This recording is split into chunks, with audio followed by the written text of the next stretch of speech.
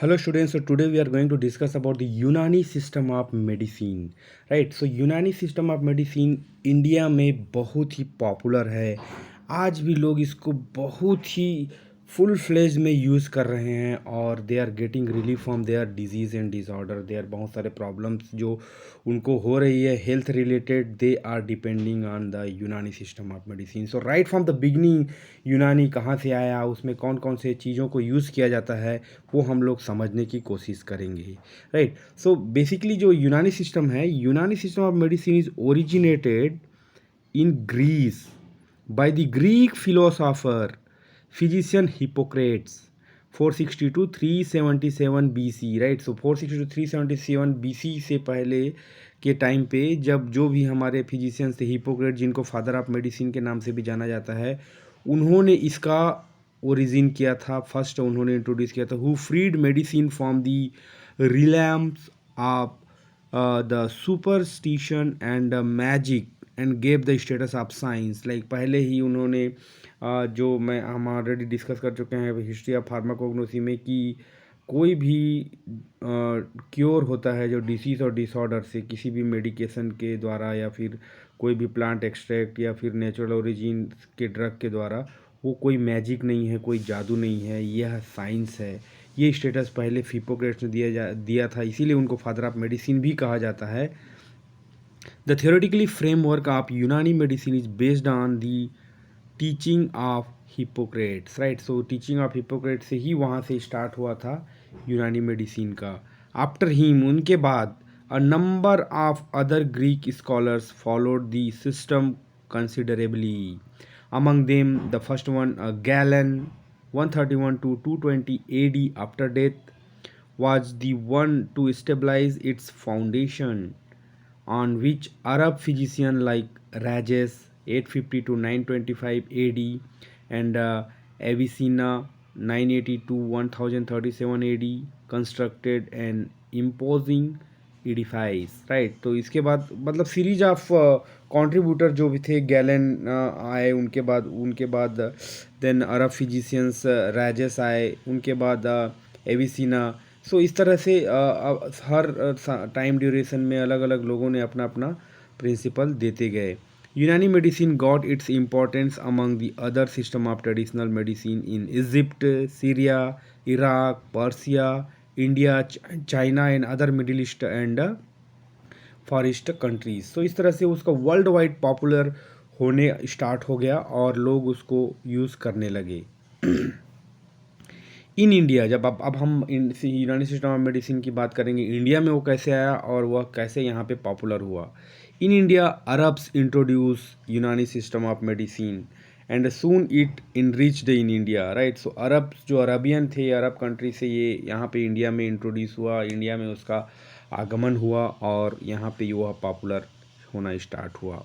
When Mughals revenged Persians and central Asia cities, scholars and physicians of Unani medicine filed to India, and the Delhi Sultan, Khiljis and Tughlaqs and the Mughal emperor provided state patronage to the school and even enrolled some of the state employees and court physicians, right। तो यहाँ पे जो बहुत सारे शासक हुए हैं, बहुत सारे कई बार इंडिया मतलब मुगल्स के द्वारा, खिलजीस ने यहाँ पे शासन किया, सुल्तान्स ने यहाँ पे तुगलक भी आए थे।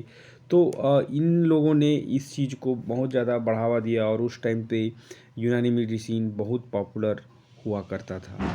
During the 13th and 17th century, Unani medicine was primarily rooted in India by Abu Bakr bin Ali Usman Kasahani, right. उसके बाद सराउद्दीन दमाश्की, बहावाबीन ख्वास खान, अली गिलानी, अकबल अरजानी एंड मोहम्मद हौशिम अलवी खान। तो ये सब जो सीरीज़ ऑफ कंट्रीब्यूटर्स जो कि यूनानी को बढ़ावा देते गए 13वीं से 17वीं सदी के बीच में, ये बहुत ज़्यादा पॉपुलर होने लगा। Unani considers the human body to be made up of 7 components. तो यहाँ पे सिद्धा और आयुर्वेदा से अलग बात हो रही है थोड़ा सा, है ना। Made up of 7 components, like वो कौन कौन से 7 कंपोनेंट्स हैं? अरकान एलिमेंट्स, मिजाज टेम्परामेंट्स, अकलात ह्यूमर्स, अंजा ऑर्गन्स, अरावाह spirits, क्यो faculties, and afal functions, each of which has close relations to the state of health of an individual. जिस तरह से हम वहाँ पे देखे थे आयुर्वेदा में एयर फायर वाटर है ना, स्काई एक्सेट्रा, तो यहाँ पे ये 7 चीज़ काम करते हैं और इन सातों का एक दूसरे से बहुत ही गहरा संबंध होता है किसी एक व्यक्ति में, किसी भी व्यक्ति में, है ना. Physicians takes into account all these factors before diagnosing and prescribing treatment. तो ये सब चीज़ को जो भी यूनानी डॉक्टर होते हैं वो बहुत ही बारीकी से इसका अध्ययन करेंगे by interrogation, by different types of diagnosis technique, and उसके हिसाब से ही मतलब डायग्नोसिस और ट्रीटमेंट डिज़ाइन होता है. तो आइए समझते हैं principle of Unani system of medicine. What is the principle behind it. Unani medicine is based on the Greece philosophy. जैसे कि हम देख चुके हैं हिप्पोक्रेट्स ने पहले इंट्रोड्यूस किया था जो कि ग्रीक फिलॉसफर था. ठीक है. According to basic principle of Unani the body is made up of 4 basic elements. What is those 4. ये आयुर्वेदा में 5 था, यहाँ पे 4 है. ये चीज़ याद रखने वाली बात है. Earth, air, water and fire. ठीक है. तो यहाँ पे स्काई नहीं है ना, sky was missing here. So the 4 things you have to remember and you have to write in this यूनानी.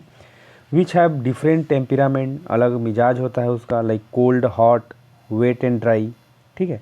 सो after mixing and interaction of the 4 elements a new component having new temperament comes into the existence. तो उसमें कैसा होता है, वो जब चारों mix हो जाएंगे, जो भी हमारा अर्थ, एयर, वाटर, फायर है जिससे बॉडी बना हुआ है, यहाँ पे भी आप देख सकते हैं हॉट, ड्राई, ये सब एक दूसरे से रिलेटेड है ना. तो हॉट वेट, इट में बी हॉट ड्राई, इट में बी कोल्ड वेट, इट में बी कोल्ड ड्राई. तो यहाँ पे आप देख सकते हैं इसमें अच्छे से, जैसे कि यहाँ पे हॉट है और ड्राई है, दोनों को कवर कर रहा है. येलो बाइल, फायर, यहाँ पे ब्लैक बाइल. ठीक है. यहाँ पे पिगमेंट्स, वाटर, यहाँ पे ब्लड एंड एयर. तो ये वेट, कोल्ड, ड्राई, हॉट, इस तरह से बॉडी का मिजाज जो है, टेम्परामेंट डिसाइड होता है किसी एक इंसान का, किसी एक व्यक्ति का, और उसी के हिसाब से उसका ट्रीटमेंट डिसाइड किया जाएगा. Continue to the principle of Unani system. The body has a simple and compound organs. Yes, simple organ भी है, कंपाउंड ऑर्गन भी है. Which got their nourishment through 4 humours, that is the blood, phlegm, yellow bile, black bile. ये 4 चीज़ याद रखने वाली चीज़ again यहाँ पे है. Blood, phlegm, yellow bile, blood, yellow bile, black bile and the phlegms, right.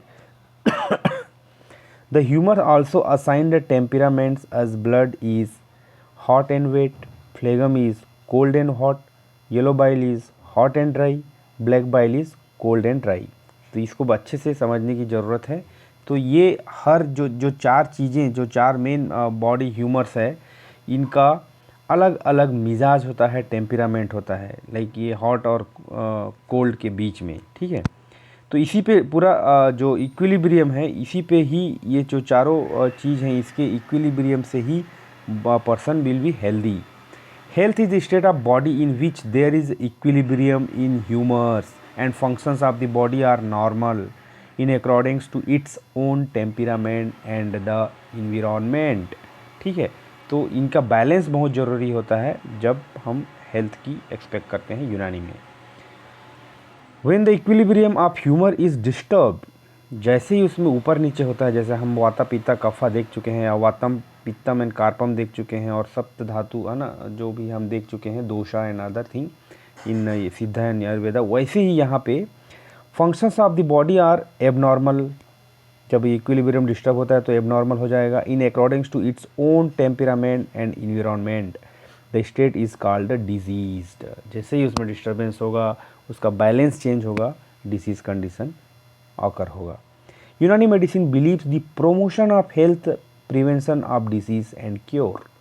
Right. तो ये चीज़ बहुत बड़ा इंपॉर्टेंट कोट है यूनानी के लिए, जो आपको याद रखना चाहिए और लिखना भी चाहिए एग्ज़ाम में. Unani medicine believe in promotion of health and prevention of disease. तो प्रोमोशन ऑफ हेल्थ होगा तो ऑटोमेटिकली डिजीज़ में not be able to come, disorder में not be able to come into your body. when you are promoting your health day by day, even though you are healthy, right? Health of human is based on the 6 essential asbab, sitta, jaroria. If these are followed, health is maintained, otherwise there will be disease. ठीक है, अब क्या है, वो क्या है 6 essential things? ये 6 essential things है जो पर्सन को हेल्दी रखने में मदद करेगा। एटमॉस्फेरिक एयर, वातावरण का हवा कैसा है। ड्रिंक एंड फूड, कैसा खान पान है। स्लीप एंड वेकफुलनेस, कब सो रहे हैं कब उठ रहे हैं, हेल्दी स्लीप है या अनहेल्दी स्लीप है। Exercise and retention, physical activity and rest, तो जैसे ही फिजिकल एक्टिविटी ज़रूरी है वैसे रेस्ट भी ज़रूरी है। Mental activity and rest, right. So physical activity, mental activity, right. Excretion and retention, कितना टाइम आप यूरिनेशन कर रहे हैं, फेकस पास कर रहे हैं, और उसका रिटेंशन क्या है, मीन्स राइट। सो जो अपकमिंग एंड राइट जो मतलब इनटेक और आउटवर्ड है वो चीज़ सही होना चाहिए, अदरवाइज़ वो फिर डिसीज़ क्रिएट करेगा, पेट में पड़ा रहेगा तो ठीक है।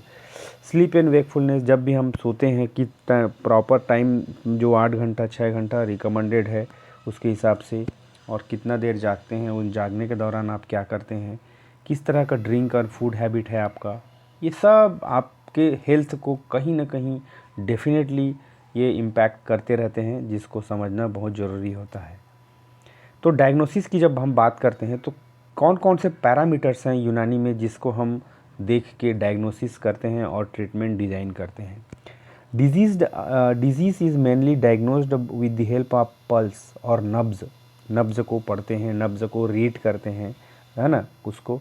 Physical examination of urine and stool, यहाँ जैसे कि हम वो 6 एसेंशियल थिंग में देख चुके हैं, है ना। एक्सक्रीशन एंड रिटेंशन, वही रिटेंशन मतलब वो कितना देर तक आपके शरीर में पड़ा रहा एब्जॉर्प्शन होने के बाद, है ना, तो उसका फिजिकल एग्जामिनेशन करते हैं, और पल्स को रीड करते हैं कहीं वो एबनॉर्मल तो नहीं है। Also patients are examined systematically to make the diagnosis easy as spot diagnosis with the help of simple and modern gadget, right. तो ये सब भी हम स्टेथोस्कोपी भी यूज़ कर सकते हैं आजकल तो, ठीक है। अब ट्रीटमेंट की बात आती है तो कैसे ट्रीटमेंट करेंगे जब ये आइडेंटिफाई हो जाएगा कि person is diseased, something is abnormal, और जो भी 4 है ना ह्यूमर्स हैं उसमें कुछ गड़बड़ी हो गया है, blood, phlegm and although, bile, yellow bile and black bile. तो disease are treated by the following ways. First, इलाज बिल तदबीर, रेजिमेंटल थेरेपी, याद रखने वाली बात है यहाँ पे, है ना। ये पॉइंट्स जो 4 पॉइंट्स मैं डिस्कस कर रहा हूँ ये ट्रीटमेंट में definitely you should remember and right.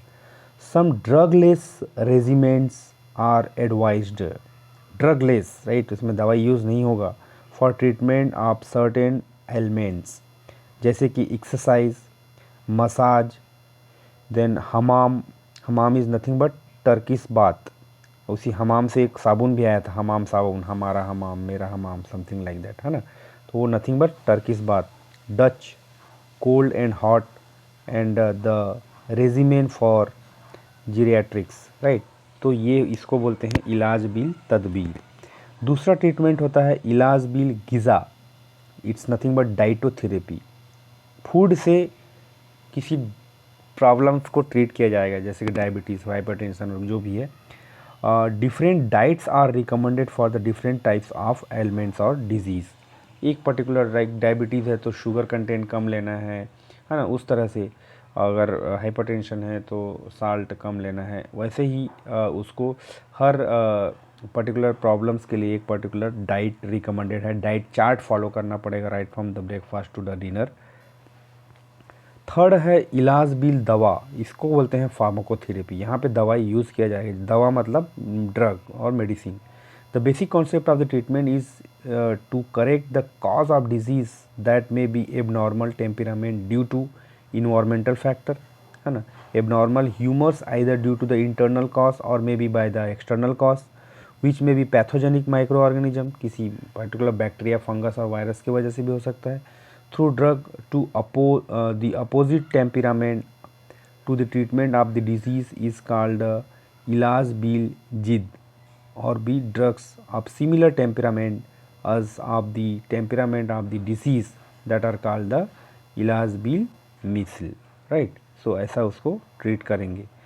चौथा जो मेथड है वो सर्जरी है। इलाज बिल याद मीन्स सर्जरी, ऑपरेशन किया जाएगा इसमें, depends on the severity of the problem और ailments.